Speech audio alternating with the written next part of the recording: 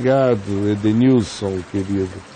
Não, meu filho, leia Romanos, leia o Evangelho de carreirinha comigo, leia a Escritura. O que ela diz? É um axioma, é um princípio básico, que o pecado habita o coração do homem. Começa daí. Se a gente não começar de onde as coisas começam, a gente não vai entender nunca nada. Começa daí. Como é que eu vou entender o comportamento humano se eu não tiver alguma premissa? Se eu digo que sou discípulo de Jesus, o Evangelho ensina que os maus desígnios procedem de onde? Do coração. Paulo diz em Romanos, no capítulo 3, descreve o ser humano, todo ser humano. A garganta é um sepulcro, as mãos derramam sangue, os pés são ligeiros para a maldade, o coração é corrompido. Aquela descrição horrorosa. Ou como Isaías, no capítulo 1, que diz que da planta dos pés ao alto da cabeça não há coisa sã na gente. Então a Escritura diz isso, diz que todos pecaram. E diz que a gente peca de duas formas, está dito lá, a gente peca, o pecado essencial que nos habita, e a gente peca o pecado delitual, que é aquele que diz respeito à nossa concepção, imaginação, fabricação e decisão de o fazer.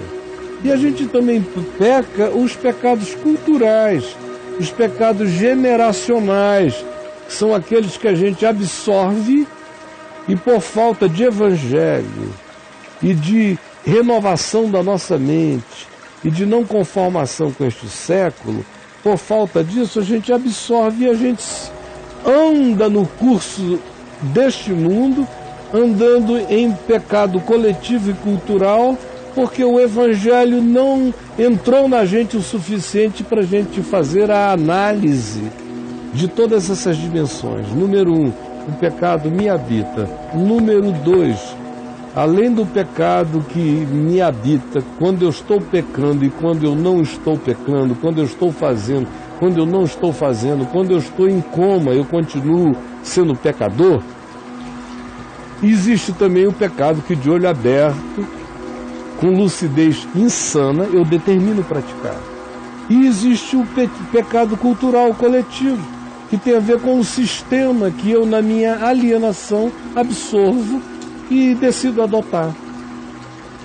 Então, esse é o diagnóstico do Novo Testamento. Você encontra no Novo Testamento todo. Leia Efésios 2, por exemplo.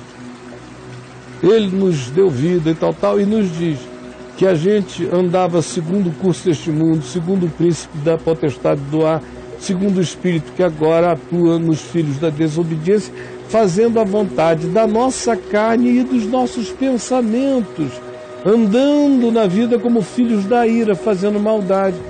E, meu amigo, isso aconteceu em toda geração, e todas elas são iguais. A maldade aumenta, cresce e se expande, mas ela nunca não existiu na experiência civilizatória dos humanos. Nunca. E as suas formas de se manifestar é que vão ganhando tematizações e cenografias diferentes. Mas a essência é a mesma. E a última coisa, não vincule o pecado apenas à religião. Todos pecaram, os religiosos e irreligiosos, os ateus, os que gostam, os que não gostam, os que querem, os que não querem, os que admitem, os que não admitem, pecaram e pecam e se manifestam. São egoístas, são egocêntricos, são narcisistas, são arrogantes, são cheios de soberba, de jactância, são preconceituosos, são tudo que a humanidade tem, todos são, e você sabe a partir de você mesmo. Olha para você, para o seu coração, que você sabe que você é um pecador e que tudo que eu estou dizendo faz sentido com tudo que você é. Sabe quando que eu descobri que eu era um pecador? Quando eu olhei para dentro de mim, eu nunca fui para fora, estou pecando. Não, eu olhei e falei, ué, Uau, eu faço isto. Aí muda tudo. Quando eu não enxergo o pecado do lado de fora, quando eu começo a enxergar o pecado do lado de dentro. Dentro de mim, eu te garanto, é muito mais preciso e muito mais sério o que eu enxergo sobre o pecado. Vamos lá. Você se surpreendeu, Caio, quando você olhou assim? Eu? É. Rapaz, eu comecei a discernir que eu era um pecador muito pequenininho, porque eu comecei a ter vontades que a minha pequena consciência dizia, vontades que a minha pequena consciência dizia que eram vontades ruins. Vontades ruins. É. Eu não acredito nessa história de que uma pessoa possa fazer o mal sem saber o que está fazendo. Não creio, só se já for o indivíduo tomado por um mal maior, por uma psicopatia. É, uma psicopatia. Do contrário, eu não creio. Eu creio que mesmo na mais tenra infância, a criança sabe onde pega e onde não pega. Ela vem na maldade, assim, ó. Te olhando lá e olhando aqui. O pessoal sabe, né, cara? Não, vamos parar de palhaçada. Eu não nasci mais homem do que ninguém. Eu me lembro do meu primeira noção de transgressão. Eu tinha, olha, é absurdo. Mas mamãe e papai diziam, você tinha 2 anos e meio no máximo. O que eu reportei a eles, eu falei, olha, quando eu penso em erro, em pecado, eu penso em amarelo de um lado e vermelho do outro. Num chão, amarelo e preto de um lado, na realidade, e vermelho do outro. Eu pequenininho na fronteira daquele chão, vermelho para fora, amarelo e preto para dentro. Aliás, desculpa, não era amarelo e preto, era branco e preto para dentro e vermelho para fora. E eu ficava com o pezinho assim para fora, botava e tirava, botava e tirava. Eu botava o pé lá, me dava um mal-estar e eu puxava para dentro. Isso aconteceu alguma vez comigo? Eles ficaram me olhando, chocados. E eles disseram, foi a primeira disciplina que você recebeu. Porque você fez algo errado, dessas coisas de criança mal criada, e o meu pai me enquadrou legal e o papai não brincava de enquadrar. Não, né? Não. Ele chegava junto. Eu tinha 2 anos e meio, mas ele me botou, não sei se 2 dias, sem poder sair de dentro da casa com todas as portas abertas. Tudo aberto. Ninguém vai ficar em cima dele. Ele chegou e me disse, olha, você pode andar até essa linha aqui. A parte de dentro da casa eram essas estruturas antigas de pedra branca e preta na sala e tudo. Do lado de fora, o pátio era de um material avermelhado. Sei. Meio áspero. Antiderrapante. Então, até dali eu não podia passar, eu podia ficar naquele limite. Umas 48 horas acontecia. Meu Deus. E eu me lembro da minha necessidade de transgredir, de ir lá e botar o pé fora. Ai, culpado. É a primeira referência que eu tenho de transgressão. De lá pra cá, eu tenho todas as demais. Inclusive quando eu roubei meu pai com 5 anos de idade, né? Você roubou seu pai? Roubei. Papai comprou uma quantidade enorme de rádios daquele tempo, em 1960. Sei. Aqueles radinhos Rádio a pequenininhos. pilha. Com a pilhinha. Sim, e com claro. o earphone, o plugzinho. Sim. Não existia no Brasil, eram uns rádios enormes. É. Então o papai comprou milhares daquilo e ele tinha uma importadora para distribuir no mercado, lá em Manaus. Foi um negócio. Papai que tinha ele fez. 1000 coisas que ele fazia além de advocacia, ele gostava de fazer negócio. Sim. Aí ele encheu o porão da minha avó com milhares daqueles radinhos.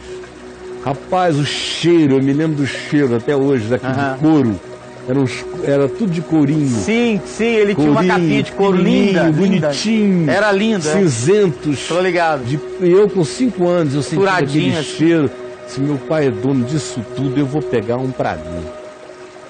Mas eu sabia que eu estava pecando. Eu não pedi, eu roubei. Meu prazer foi roubar. Foi me apropriar indebitamente. Eu peguei e me deu uma agonia, como se todos os olhos do universo estivessem me vendo. A tal ponto que eu não consegui mais nem devolver. Eu saí com aquilo desesperado, enfiei nos bolsos. Eu fui trocando de bolso, botando aquilo no bolso, se não me engano, foi de uma quinta até sábado. Eu trocava de roupa e enfiava no bolso. Até que sábado nós fomos ao sítio.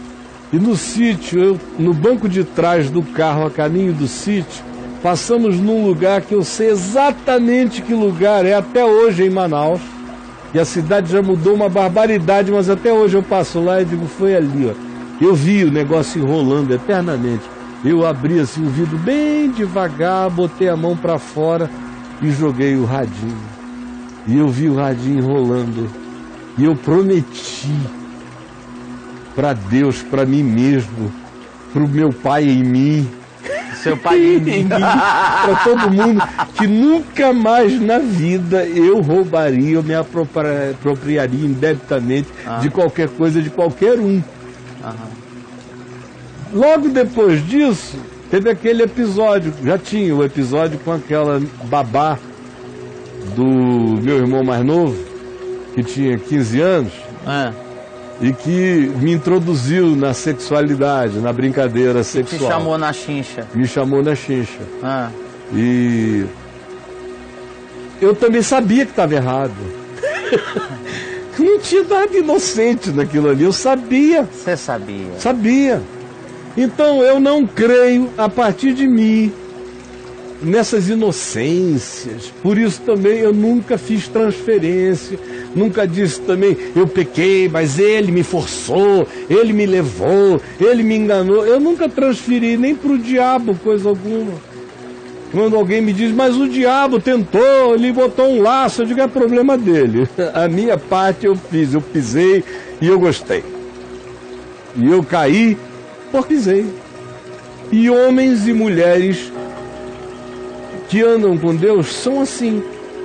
Do contrário, será palhaço eternamente, nunca virará gente.